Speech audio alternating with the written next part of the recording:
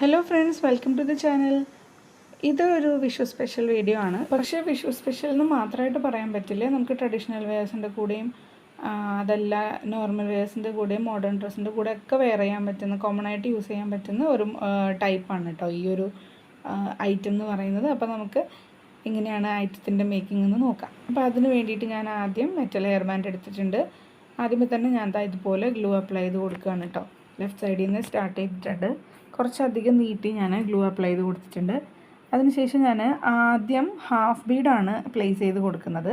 അതിനുശേഷം ഒരു golden Bede നമ്മൾ പ്ലേസ് ചെയ്ത് കൊടുക്കുന്നുണ്ട്, ഒട്ടിച്ചു കൊടുക്കുന്നുണ്ട് കേട്ടോ. എൻ്റെ കയ്യിൽ ഗോൾഡൻ ബീഡിൻ്റെ ഹാഫ് ബീഡ് ഉണ്ടായിരുന്നില്ല.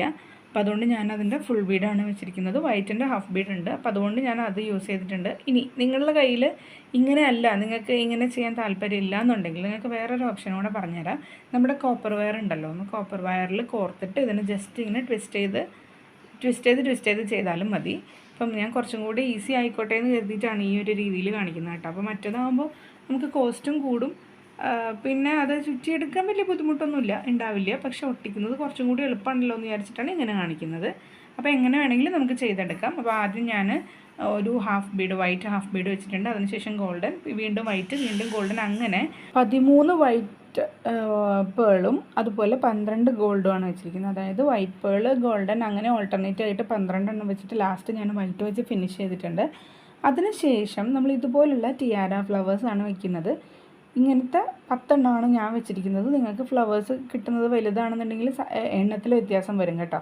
അപ്പോൾ ഞാൻ ഇതുപോലെയുള്ള 10 എണ്ണം ഇതുപോലെ ഒട്ടിച്ചു കൊടുക്കുന്നുണ്ട്. അതിൻ്റെ സെൻറ്ററിലായിട്ട് ചെറിയ ഗോൾഡൻ ബീഡ്സും കൂടെ ഒട്ടിച്ചു കൊടുക്കുന്നുണ്ട് കേട്ടോ. ഇനി നമ്മൾ ചെയ്യുന്നത് എന്താണെന്ന് വെച്ചാൽ, നമ്മൾ അപ്പുറത്തെ സൈഡിൽ ചെയ്ത പോലെ വൈറ്റ് പേള്, ഗോൾഡൻ, അങ്ങനെ ഓൾട്ടർനേറ്റ് ആയിട്ട് വീണ്ടും നമ്മൾ ബീഡ്സ് ഒട്ടിച്ചു കൊടുക്കുകയാണ് ചെയ്യേണ്ടത്.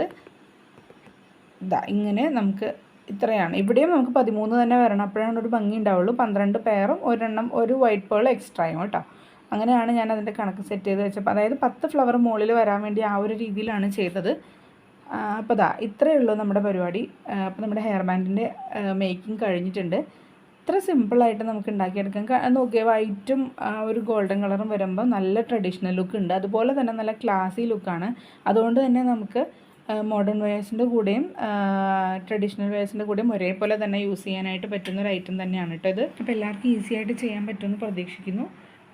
എല്ലാവരും ട്രൈ ചെയ്ത് നോക്കുക, എന്നിട്ട് ഫീഡ്ബാക്സൊക്കെ മെസ്സേജ് ചെയ്ത് അറിയിക്കുക കേട്ടോ. അപ്പോൾ മെറ്റീരിയൽസ് വേണമെന്നുള്ളവർ നമ്മുടെ വാട്സപ്പ് നമ്പറിൽ കോൺടാക്റ്റ് ചെയ്തോളൂ. അപ്പോൾ ഇത്രയേ ഉള്ളൂ. നെക്സ്റ്റ് വീഡിയോയിൽ കാണാം. Thanks for watching.